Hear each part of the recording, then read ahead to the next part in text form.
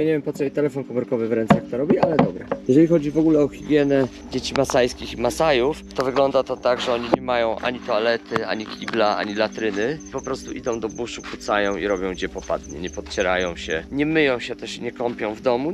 Dziewczynki osobno idą nad rzekę, chłopcy idą nad rzekę i tam się jakoś tam ochlapią, zrobią pranie. No i taka to higiena. I teraz wymyśliliśmy wspólnie właśnie z Renatą, że jak zrobimy prysznic, to będzie gigantyczny, cywilizacyjny przełom tutaj dla nich wszystkich. Ta infrastruktura, którą zrobiła tutaj Renata, to jest kosmos w stosunku do tego, co oni mają tam w tamtych swoich chatach. To będzie też miało taki efekt edukacyjny. Tutaj jest jeszcze tak, że faceci generalnie nie przyłożą palca do niczego. Wszystko muszą robić kobiety. Od zbudowania domu, sprzątania, wyposażenia, dbania o ten dom. Facet ma tylko pilnować, żeby tam blef nie napadł. Ten dom Renaty jest tak zrobiony, to jest najważniejsza rzecz. Beczka, z rynny idzie woda, wpada do tej beczki. Ta woda służy do picia, kąpania, jedzenia, gotowania, wszystkiego. Budynek jest w stylu europejskim. Tu jest druga rynna i druga beczka. Teraz jest końcówka pory mokrej, więc jest jeszcze dużo wody, ale jak będzie pora sucha, to będzie lipa. Są solary, które dają prąd i tu jest cała instalacja, która powoduje, że możemy sobie podładować telefony, jest troszeczkę światła. Tu jest łóżko, sypialnia, tu jest jadalnia, nie wiem jak to nazwać, kuchnia, kibelek na narciarza, nie ma prysznica, nie ma nic, wszystko przy pomocy kubka. I dzisiaj spróbujemy to zmienić, to będzie gigantyczny przełom. Tak samo spróbujemy zrobić wodę, bo teraz tak, z tym wiadrem, którego nie wolno nigdzie stawiać, żeby nie było brudne, poza tym miejscem. Lecimy na zewnątrz, wchodzimy po drabinie, bierzemy wodę, przynosimy. Wodę czystą wlewamy tutaj do mycia garnków, mycia rąk i do gotowania. Wodę czystą stawiamy tu koło kibla, żeby była akcja pod tytułem można się ochlapać. I to jest mega turbo niewygodne i dzisiaj spróbujemy właśnie coś z tym zrobić. My tu dzisiaj zrobimy taką konstrukcję, żeby było podniesione. Będzie grawitacyjnie spływać ta woda i tu jest ten jeden zbiornik. 850 000 kosztował 2000 litrów. Ten drugi zbiornik 3000 litrów kosztował prawie 1 950 000. To jest po prostu kosmos. Taka beczka gówniana po jakiejś strasznej, trującej chemii, rozpieprzona, która w Polsce no generalnie by ją wywalili, no bo co z nią robić? O, taka beczka z takim pięknym zamknięciem. 200 000. Po prostu szok. To są takie ceny, po prostu do Afryki ściągają najgorsze podkłady ze świata i sprzedają je tym biednym ludziom za koszmarne pieniądze. Oni to kupują, bo chcą zbierać wodę, potrzebują wodę. To po prostu największym problemem jest woda. A my będziemy właśnie z tego zbiornika robić prysznic. Po prostu idziemy teraz do wioski poprosić, żeby dali nam taki patyk do wypalania, bo wczoraj tłumaczyliśmy panu, co to jest wiertnica i on nie wiedział w sklepie z narzędziami. Pokazywaliśmy zdjęcia i popatrzył, zrobił wielkie oczy i powiedział: wow, dobry pomysł. Lambo!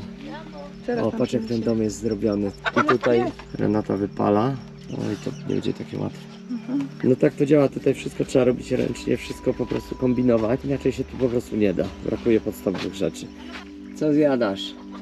Nakrętkę, aha, wiem co zjadasz. To jest ta końcówka od butelki. Co to jest? No piękny na szyi. I oni z tych oderwanych nakrętek od butelki robią to. I sami to robią. I cały czas to gryzą. I później właśnie infekcje. Ona to wypaliła i całkiem widzę ładnie jej to poszło. I teraz my będziemy to starać się tam włożyć i uszczelnić. Ładnie to zrobiła? Bardzo ładnie, podoba mi się. No widać, że oni chyba takie rzeczy mają wprawione w miarę. Jak ona ma na imię? Lgelaj. Lgelaj ma na ustach kółka, to jest ozdoba, czyli to są blizny, które sobie zrobiła kółkami od kluczy tymi. Sidaj nali. Sidaj, ja. Sidaj nali, tak? A, tak, czyli bardzo ładne. Bardzo ładne, Sidaj nali. Trzeba ich chwalić, to Tak, tak. I oni biorą te kółka właśnie od kluczy, rozżarzają i sobie robią takie blizny na stałe. I to robią tylko kobiety czy mężczyźni? Wszyscy, tak? I to wtedy jest takie piękne, to się nazywa moda. Masej tattoo. Masej tattoo, tak. Tak. I robią to na twarzy, a mężczyźni robią sobie blizny na nogach, na ciele, żeby pokazać, że są dzielnymi wojownikami. Tak, to już nagrywaliśmy, ale... Tak, że walczyli z lwem. Tak, że walczyli z lwem, którego tutaj nie ma, ale... Albo lampartem. Tak. Bo kiedyś w ogóle wojownik mógł się ożenić tylko wtedy, jeżeli dowiódł swojego męstwa właśnie w walce z lwem. O. I za czasów ich dziadków, ich dziadek nie mógł poślubić babci, jeśli rzeczywiście fizycznie nie zabił lwa. Przyjechały deski na naszą konstrukcję. Oni tak tutaj wszystko transportują. Da radę. Widziałem kanapy transportowane, widziałem duże zwierzęta rogate transportowane na motorach. Pierwszy etap to zrobić drewnianą konstrukcję. Problem w tym, że nie mamy po prostu narzędzi, ani wkrętów, ale pomysł jest taki, że tu zrobimy platformę i to już jakoś wygląda i później na tej platformie będzie druga platforma wyżej i będzie stał baniak. Ideą jest też to, żeby go zaangażować, żeby on pracował z nami i nauczył się, że robi coś dla wioski, ponieważ tutaj cała ta wioska będzie się kąpała pod tym prysznicem.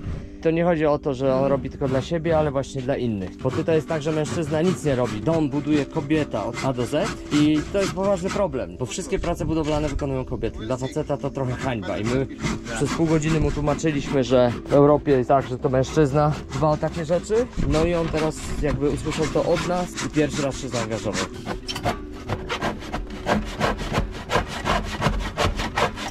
Ale będą zaś wszyscy polewać, że tak to się nie robi. To był ten dobry moment. Dobra. Jej! Jest ciemno, no bardzo ciemno. Tutaj po prostu Renata stoi na wieży ciśnie, którą robiliśmy wszyscy cały Boży dzień. Wszyscy pomagali, a najważniejsze jest to, że udało nam się zaangażować lokalnych ludzi, społeczność. którzy po prostu wspomagali. Mareto, patrzcie na tą latarkę. Nie wiem, czy to widać, nie widać. On ją zrobił sam po prostu kuźwa ze śmieci i ona działa. I teraz będzie inauguracja. Idziemy do domu sprawdzać. Ale się cieszymy. Kuźwa, cały dzień nam to zajęło. A takie tutaj stwory chodzą. Szału nie ma, ale jest pierwszy prysznic. Pierwszy prysznic. W promieniu, nie wiem, kilkuset kilometrów chyba. Jest dobrze. Koniec z podmywaniem się z kubeczka, a tu kuchnia. Jest woda w kuchni? Jest woda w kuchni. Ale czad. Kurde. Zamykać. Zamykać, szkoda wody. Sezon deszczowy się kończy. Ale czad. I ja pierdzielę, cały dzień to robiliśmy.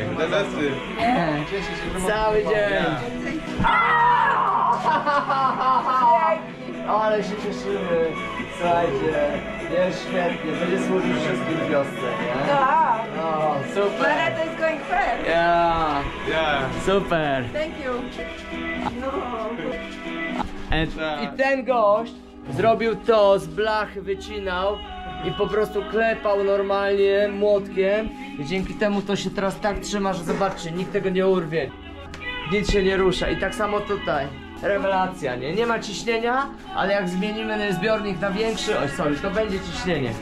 To jest wystarczające, woda leci z góry. Tak jest, woda leci z góry, dwie ręce wolne, wszyscy się cieszą. Jutro wioska będzie wybierała prysznic. Ale czad, praca zespołowa. A dzisiaj my. No, ja byłem fizyczny, Maciek był umysłowy. Czemu mnie tak ręce bolą? Tak jak trzeba. Super, świetna robota. Czad, ale jestem szczęśliwy. Udało się.